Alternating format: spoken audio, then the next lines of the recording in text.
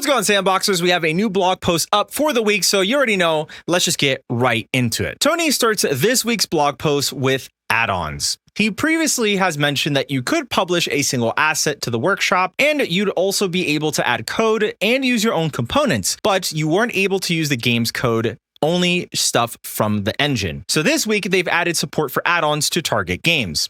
With your add-on, you can have a set target/game, parent game in your project settings, as Tony feels this will increase the capabilities for community-made add-ons, and they're hoping to see that within the Sandbox game mode in the coming weeks. Gary mentions that Sandbox has a MCP server. It allows AI agents like Claude to talk directly to the editor, as he says this isn't adding an annoying AI assistant chat box to the editor, as it's totally invisible unless you're using AI and want to communicate with the editor. Gary feels that there is going to be people who will oppose this, but he feels the impression is usually wrong around MCP server stuff. He also puts things into perspective that the MCP server is and isn't what it is, which is finding out why models aren't compiling, diagnose and fix the broken paths on prefabs, change old tree models in the scene to Oak 06 instead of Oak 07, give all the published assets in the models/Rust folder nice descriptive titles, and can also be used to spot anything wrong with your scene, as if it's broken, then this will notify it with the MCP server. He also clarified what it isn't, which is generating a game that is like The Matrix versus Roller Coaster Tycoon, generating a model of Shrek, or generating a pixel art image of a plumber for me to use as my game's character. Tony has released a new Sandbox game on the platform called The Deck. It's a suite of card games that you can play by yourself or with your friends. He mentions that you can use the add-on system with this game, and you can submit your own card/board games and play them. Backscratch has also released a new game on Sandbox called Breakout. This is a remake of an old classic game with some twists. It has 3 modes: classic, arcade, and weekly challenge. And it has its own leaderboard. Wheatley has rewrote the fur shader within Sandbox. Now, this is an extensive section of the blog that goes into direct detail, but the purpose was to improve visually how fur is rendered. But it's been improved greatly. As you can see, some animals from Rust are shown on screen. Gary has said that they've struggled where the scene between engine and game code is within Sandbox,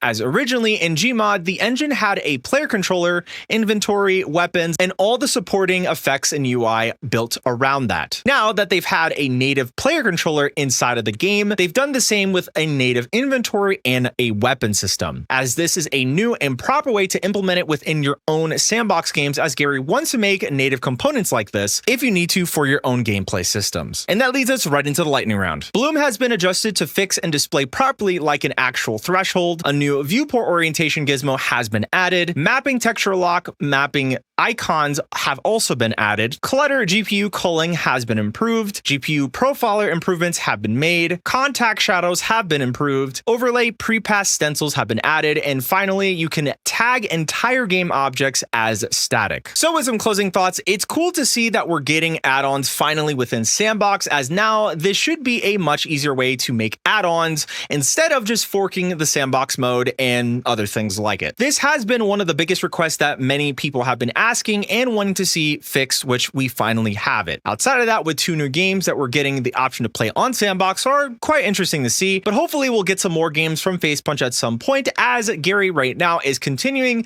to work on the Sandbox mode and adding even more improvements. Let me know your thoughts about this blog post down below. Feel free to go subscribe to the channel for more content by me, and I will see you guys in the next video.